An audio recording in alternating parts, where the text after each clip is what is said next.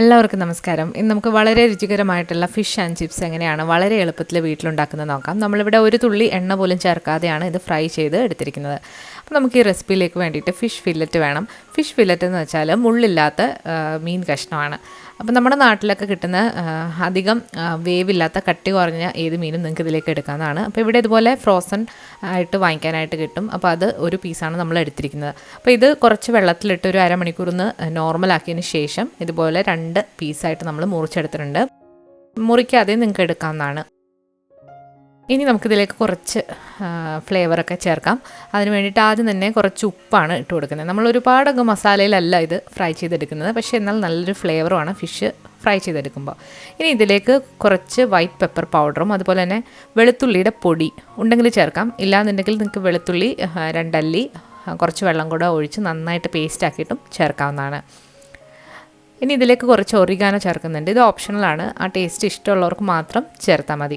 2 സൈഡിലും ഇതുപോലെ ചേർത്തിട്ട് നമ്മൾ കൈവച്ചിട്ടൊന്ന് ടാപ്പ് ചെയ്യുക. ഒരുപാട് നമ്മൾ മീൻ പൊരിക്കാനൊക്കെ ചെയ്യുന്ന പോലെ മസാലയിൽ ഇത് ഒത്തിരി ഇട്ട് മിക്സ് ചെയ്യേണ്ട ആവശ്യമില്ല. ഇതുപോലെ ഇങ്ങനെ ടാപ്പ് ചെയ്ത് കൊടുത്താൽ മതി. ആ ഫ്ലേവറൊക്കെ അതിലേക്ക് വന്നോളൂ. ഇപ്പോൾ 2 സൈഡും തിരിച്ചു മറിച്ചു വിട്ട് നമ്മൾ ഈ ഇട്ട ഉപ്പും അതുപോലെ കുരുമുളക് പൊടിയും വെളുത്തുള്ളിപ്പൊടിയും ഒറിഗാനോവും ഇട്ട് കൊടുക്കാം.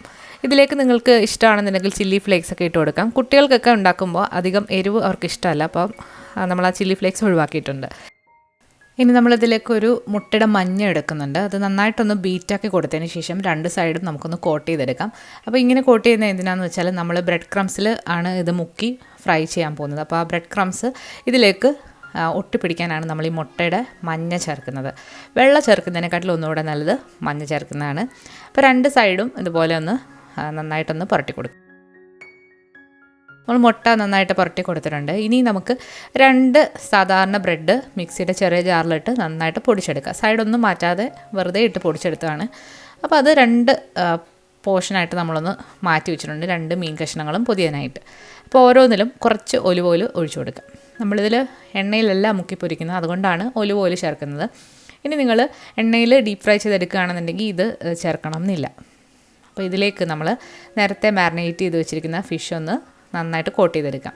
അതുപോലെ നമ്മൾ മീനിലേക്ക് ഉപ്പും കുരുമുളകും ഒക്കെ ചേർത്ത് കഴിഞ്ഞ് ഒരു അരമണിക്കൂർ മാറ്റി വെക്കുകയാണെന്നുണ്ടെങ്കിൽ അതിലേക്ക് നന്നായിട്ട് ഫ്ലേവറൊക്കെ ഇറങ്ങിക്കിട്ടും. ഈ ബ്രെഡ് ക്രംസ് വെച്ചിട്ട് നന്നായിട്ട് തന്നെ കോട്ടാക്കി എടുക്കുക. നമ്മൾ ആ മുട്ടയുടെ മഞ്ഞ ഇതിൽ കോട്ട് ചെയ്തിരിക്കുന്ന കാരണം ബ്രെഡ് ക്രംസ് നന്നായിട്ട് ഇതിലേക്ക് കോട്ടായി കിട്ടും. നന്നായിട്ടൊന്ന് പ്രസ് ചെയ്ത് കൊടുക്കുകയാണെന്നുണ്ടെങ്കിൽ അത് ഇളകി പോവുകയില്ല. അപ്പം നമ്മൾ 2 മീൻ കഷ്ണങ്ങളും നന്നായിട്ട് കോട്ട് ചെയ്ത് എടുത്തിട്ടുണ്ട്. ഇനി നിങ്ങൾക്ക് ഈ സമയം ഫ്രൈ ചെയ്താണ് എടുക്കുന്നതെന്നുണ്ടെങ്കിൽ റിഫൈൻഡ് ഓയിലിൽ നന്നായിട്ട് ഫ്രൈ ചെയ്തെടുക്കാം. നമ്മളിവിടെ എയർ ഫ്രയറിലാണിത് ഫ്രൈ ചെയ്തെടുക്കാൻ പോകുന്നത്. അപ്പോൾ എയർ ഫ്രയറിൻ്റെ റാക്കിലേക്ക് നമുക്ക് കുറച്ച് ഓയിലൊന്ന് ബ്രഷ് ചെയ്ത് കൊടുക്കാം. നമ്മുടെ എയർ ഫ്രയറിൻ്റെ റിവ്യൂ ഇതുവരെ കണ്ടു നോക്കിയിട്ടില്ലാത്തവർ അതുകൂടി ഒന്ന് കണ്ടു നോക്കണം. ലിങ്ക് ഞാൻ ഡിസ്ക്രിപ്ഷൻ ബോക്സിൽ കൊടുക്കുന്നതാണ്. നമ്മുടെ ഈ എയർ ഫ്രയറിൽ പ്രീ ഹീറ്റ് ചെയ്യേണ്ട ആവശ്യമില്ല, നമുക്ക് അല്ലാതെ തന്നെ ചെയ്യാവുന്നതാണ്. ഫിലിപ്സിൻ്റെ ആണ്. എണ്ണ നന്നായിട്ട് കോട്ട് ചെയ്തതിന് ശേഷം നമ്മൾ ഈ പുരട്ടി വെച്ചിരിക്കുന്ന മീനിൻ്റെ കഷ്ണങ്ങൾ ഇതിലേക്ക് വെച്ച് കൊടുക്കാം. നമ്മൾ ഈ ഫിഷ് സാധാരണ കഴിക്കാറുള്ളത് ഉരുളക്കിഴങ്ങിൻ്റെ കൂടെയാണ്. ഒന്നുകിൽ ഉരുളക്കിഴങ്ങിൻ്റെ ചിപ്സ് ആയിരിക്കും, അല്ലാന്നുണ്ടെങ്കിൽ റോസ്റ്റഡ് പൊട്ടറ്റോ, അല്ലാന്നുണ്ടെങ്കിൽ മാഷ്ഡ് പൊട്ടറ്റോ, അതിൻ്റെ കൂടെ ആയിരിക്കും ഇത് നല്ല കോമ്പിനേഷൻ. അപ്പോൾ നമ്മൾ ഇതിൽ തന്നെ കുറച്ച് ഫ്രോസൺ ആയിട്ടുള്ള ഫ്രഞ്ച് ഫ്രൈസും കൂടി ഇട്ടിട്ടാണ് നമ്മൾ റെഡിയാക്കി എടുക്കുന്നത്. അപ്പോൾ 2ഉം ഒരേ സമയം റെഡിയാക്കി കിട്ടും. അപ്പോൾ ഫ്രോസൺ ഫ്രഞ്ച് ഫ്രൈസ് ഇതുപോലെ നമുക്ക് പാക്കറ്റിൽ വാങ്ങിക്കാൻ കിട്ടും. ഇനി ഇത് നമുക്ക് വീട്ടിലുണ്ടാക്കുന്നത് എങ്ങനെയാണെന്നുള്ളത് നമ്മളിതിന് മുൻപ് വീഡിയോ അപ്ലോഡ് ചെയ്തിട്ടുണ്ട്. ലിങ്ക് ഞാൻ ഡിസ്ക്രിപ്ഷൻ ബോക്സിൽ കൊടുക്കാം. അപ്പോൾ ഇത് ഏറ്റവും നല്ല കോമ്പിനേഷൻ പൊട്ടറ്റോയുടെ കൂടെയാണ്. അപ്പം ഫ്രോസൺ പൊട്ടറ്റോ നമ്മൾ ഇട്ട് കൊടുത്തിട്ടുണ്ട്. ഇനി ഇത് നമുക്കൊന്ന് എയർ ഫ്രൈ ചെയ്തെടുക്കാം. അപ്പോൾ എയർ ഫ്രൈ ചെയ്യാനുള്ള സെറ്റിങ്സ് എന്തൊക്കെയാണെന്ന് നോക്കാം.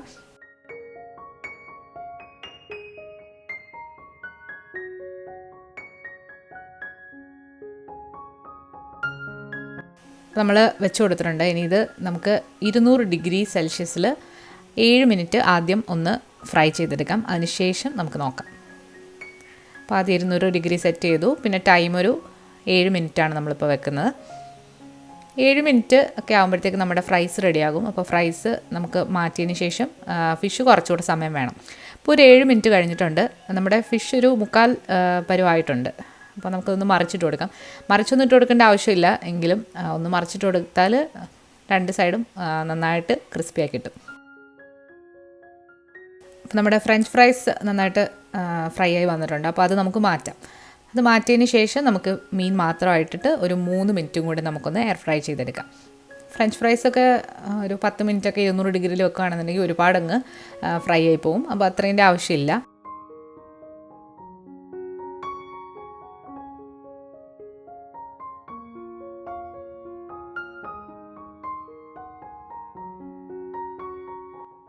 ഇനി ഈ മീൻ മാത്രം വെച്ചിട്ട് ഒരു 3 മിനിറ്റും കൂടി നമ്മൾ 200 ഡിഗ്രി സെൽഷ്യസിൽ ഫ്രൈ ചെയ്തെടുക്കാം.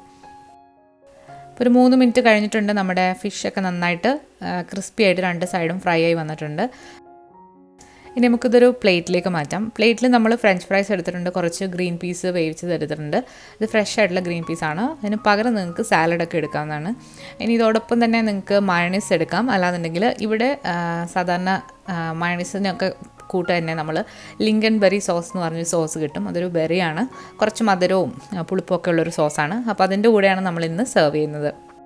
അപ്പോൾ ഇവിടുത്തെ ഒരു ടിപ്പിക്കൽ ലഞ്ചാണിത്. അപ്പോൾ ഇത് കിഡ്സിന് പ്രീ സ്കൂളിൽ കൊടുക്കുന്ന ഒരു ലഞ്ചാണ്. അപ്പോൾ നമ്മളിനി വരുന്ന ദിവസങ്ങളിലൊക്കെ ഇവിടുത്തെ ടൈപ്പ് ഫുഡ് കൂടുതൽ കാണിക്കാനായിട്ട് ശ്രമിക്കുന്നതാണ്. അപ്പോൾ നിങ്ങൾക്ക് ഇഷ്ടമാണെന്നുണ്ടെങ്കിൽ വീഡിയോ ലൈക്ക് ചെയ്യാനും അതുപോലെ തുടർന്നും ഇതുപോലെ വീഡിയോസ് ഇടാൻ സപ്പോർട്ട് ചെയ്യുമെന്ന് വിചാരിക്കുന്നു. അപ്പോൾ ഒരുപാട് വെറൈറ്റി ആയിട്ടുള്ള റെസിപ്പീസുകളുമായിട്ട് വരുന്നതാണ്. ഇതൊക്കെ കുട്ടികൾക്ക് മാത്രമല്ല എല്ലാവർക്കും കഴിക്കാൻ പറ്റുന്ന വെറൈറ്റി ആയിട്ടുള്ള നല്ല എളുപ്പത്തിൽ തയ്യാറാക്കുന്ന ടേസ്റ്റി ആയിട്ടുള്ള ഡിഷുകളാണ്. അപ്പോൾ എല്ലാവരും ട്രൈ ചെയ്ത് നോക്കുക. അപ്പോൾ ഈ വീഡിയോ ഇഷ്ടമായാലും ലൈക്ക് ചെയ്യാനും ഷെയർ ചെയ്യാനും മറക്കരുത്. പുതിയ റെസിപ്പി വീഡിയോകളുമായിട്ട് നമുക്ക് വീണ്ടും കാണാം. താങ്ക്